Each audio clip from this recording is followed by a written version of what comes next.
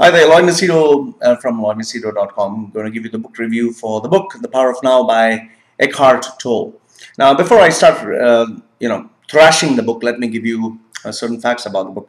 It seems the book was published somewhere in 1990 and sold only around 3,000 copies, after which apparently it landed with Oprah, who promoted the book on her TV show, and the next thing you know, 3 million copies have been sold around 33 languages. Let me see, is that right? Yeah. So everything is in 3,000 copies and 3 million languages and 33 different languages. Yeah, whatever.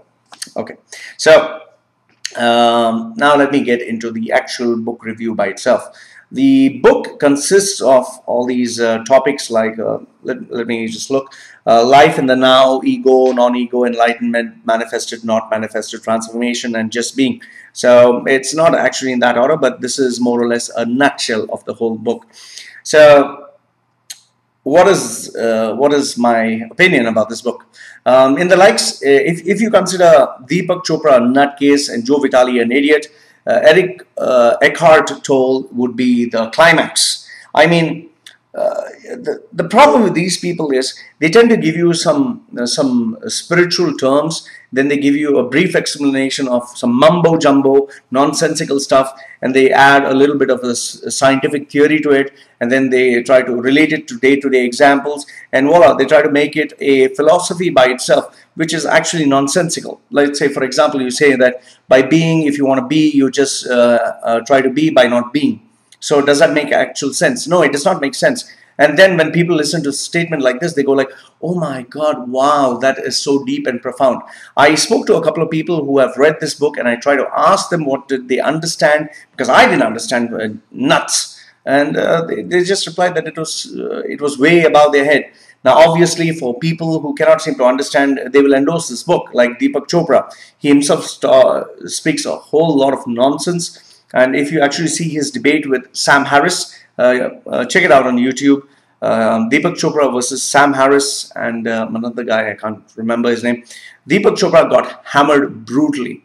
I mean, it doesn't make any sense if you talk about stuff that you cannot prove. You just say that just because mass has, if you divide it, it goes into an atom, and if you further divide it, the atoms, you get space between the neutrons and protons. So we are just nothing but energy particles with space. I mean, that does not mean that because I have space in my cells, I can walk through a wall.